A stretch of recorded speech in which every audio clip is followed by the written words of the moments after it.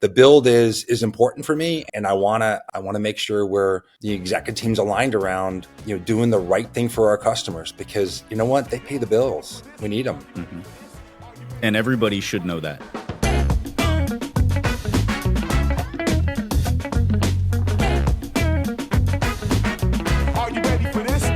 What's up, lifers, and welcome to the Daily Stand-Up with Lifetime Value, where we're giving you fresh new customer success ideas every single day. I got my man Rob with us. Rob, can you say hi? Yo. I said say hi. And I've got JP with us. JP, can you say hi? Hi. Thank you. Thank you. And we have Andrew with us. Andrew, can you say hi, please? Hello. Yep. See that? I'll take that. I'll take it's a little more formal, not less formal. And I am your host. My name is Dylan Young. Andrew, thank you so much for being here. Can you please introduce yourself? You bet. Hey guys. So been in the sort of software world for the last 20 years, all post-sale, all customer facing, generally professional services, customer success, revenue generating, you name it. So been around the block a bit. I'm an old guy, so love to chat about my experiences, especially recently. All right, let's do it. You know what we do here? We ask one simple question of every single guest, and that is, what is on your mind when it comes to customer success or post-sales? We can expand it out. So, Andrew, why don't you tell us what that is for you? So I'm a free agent, so I'm going through some really intense interviews. Just spent 15 hours with one organization, and this question came up. And, it's coming up a lot more, especially with the way we're breaking up our revenue functions nowadays. The question is, who owns the customer? And, we had an interesting debate. I was talking to the president of the company. This company has about 150 million in revenue. They have 800 customers, and they have account management functions, post-sale functions. And they want to know who's basically accountable for the customer. So to me, after thinking about it for a bit, I had to stew on the right answer. And for me, the answer is depends. It depends. But I also right. Here's the interesting thing about it. I think it's a bit of a RACI. I think it's also dependent on where they are in the journey. I don't think one person owns the customer. And so we had that discussion because I felt like they're looking for, and I believe this is why CCOs and senior sort of VP of CS, their tenures are so short. I think organizations are looking for one person to blame when GRR and NRR are not hit. And I just don't think that's right. And you know what? I've been through it and I understand it, but I think there has to be a broader accountability. It has to be it's a company problem. It's a product problem. It's not just an Andrew problem. Andrew, I got a question for you. So first of all, a yes or no question. Do you believe that the 15 hours you spent with one organization was a reasonable and appropriate amount of time? No. So they were 5-hour interview segments, 5 hours apiece. And I'm not done. Bless you. No. I got to meet the rest of the. I think you should be done. You should tell them you're done. It's intense. Anyway, that's not the point. So it's so interesting. I was going to try and stop you before you got to your answer and poll the audience. I'm sorry. No, it doesn't. Because you didn't actually really give an answer. Not that was a bad thing. I think it was the right answer. It depends. But I wonder what everybody else thinks. Because as you asked that question, my knee-jerk reaction was, well, the company owns the customer. Yes. And there's a lot of people in that company. It almost sounds like they have silos. They're okay with silos. And like, which customer do we drop that silo in? Like, who cares? And that seems... Look, I don't know if they're going to listen to this and know that we're talking about them, but that just seems a little bit antiquated, a little bit old school. Anyway, JP, I want to have you jump in here and share your thoughts, ask questions. Andrew, thank you for sharing so honestly. You can tell in the room, we feel your pain.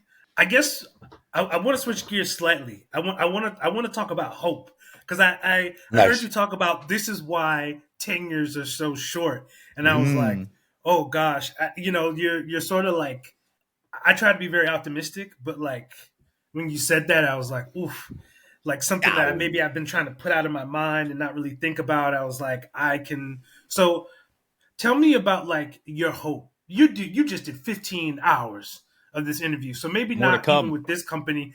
That's a lot. So hats off to you. I'm wondering, like, what's your hope? Like, where are you hoping to land? Where are you have all this experience.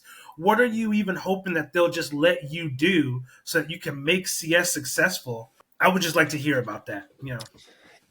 For me, JP, I think it's been around building, and I've been fortunate. I've had the ability to sort of leverage a strategy headset. Like I've been in sort of the planning and strategy part of the business for a while. I've been customer facing my entire career, which has been long. I was not alive when JFK got killed. I just want to make sure everyone's aware of that. So, it's to the point now where you're hiding 20 years experience. Allegedly killed.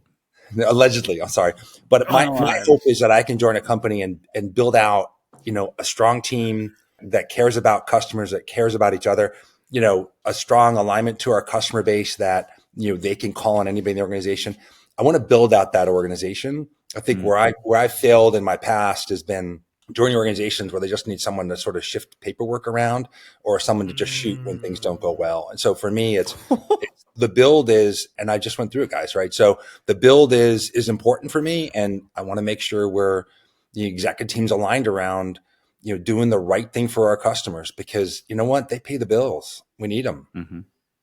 And everybody should know that, no matter how many degrees removed you are. And that's why the company owns the customer, not any one individual who totally in your description gets executed at the first downtick of NRR. Anyway, Rob, go ahead.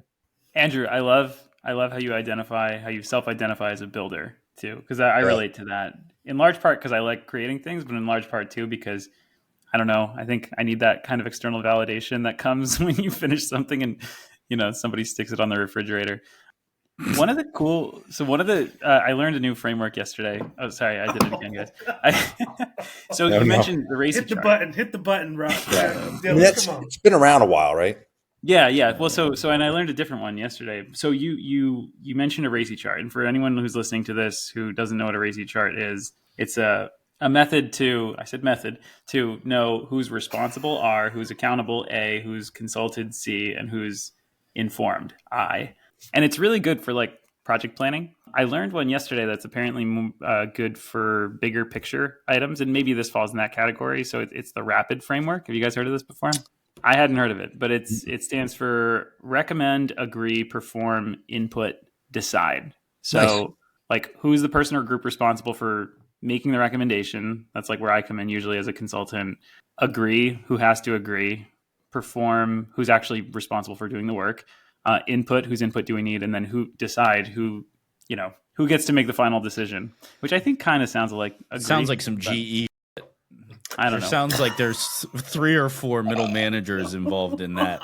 Totally. And then there's that poor SOBP who just has to do the work. Yeah, the doer. Yeah. Here's me as a startup guy where I'm like, just put my name for everything. But I think that like it makes me think. Look, this whole idea of like who owns the customer is like, I would love to say to the CEO, like maybe this is a little oversimplified the way you're viewing this.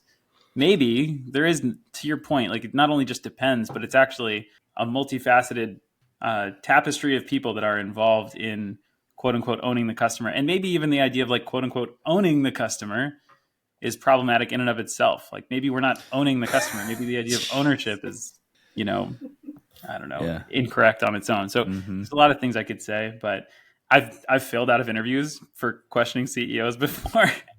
So I don't recommend necessarily going about it that way. They don't like that? They don't like that. No, I used to go into interviews being like, let me see your cap table. And they're like, who the hell are you? And you're like applying for an SDR job. Like yeah. And JP, I don't mean to interrupt you if you're going, but I found that, the question I enjoyed in our discussion on Wednesday was, who's the most important sort of relationship you had in the internally in the organization? And I said, to me, it's the CRO. I've reported to CROs, I've reported to CEOs, I've reported to COOs, and I feel like that CRO alignment is most important. I had lunch with a former boss CRO partner yesterday, and I feel like being able to look them in the eye and agree on the right approach to supporting and aligning with your customers is the most important thing, regardless if you work for them or work along with them. And to me, being able to partner with that person is the most important thing. Then you have product sales, product marketing, legal, et cetera. But the CRO is right now, especially with revenue focus, is the most important alignment. Andrew, before we get out of here, I have another question for you. And this one is not a trick question. What did you get any sense from the folks asking the question on the other side of the table, whether your answer was right or wrong, or what answer they were actually looking for? Was it a scapegoat? Is that what they wanted? Yeah. So the CCO would own the customer, and the CCO would own GRR, even though 80% of the effort was happening under the sales organization. Nice. They said all that to you, or you yes. read well, yes, and yes. Yeah. Interesting. I love this. Said it right to Thank your you face. for being. Yeah. Well, if I was in the running, I'm not anymore. No, I'm just kidding. Yeah. Andrew, that is our time. This has been fantastic. I would love for you to come back and talk to us about this journey as it continues, or when you find success, what that looked like, and what sort of sacrifices you had to make, or how you found the unicorn. Because hey, look, I'd love to hear that too, and I think a lot of other people Andrew, would. please find something great. Yeah. And, no, hey, look, find something great.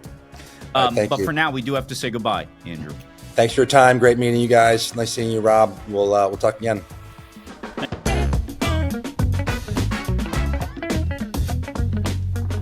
You've been listening to the Daily Stand-Up by Lifetime Value. Please note that the views expressed in these conversations are attributed only to those individuals on this recording and do not necessarily reflect the views and opinions of their respective employers. For all inquiries, please reach out via email to dylan@lifetimevaluemedia.com. Find us on YouTube @Lifetime Value, and find us on the socials @Lifetime Value Media. Until next time.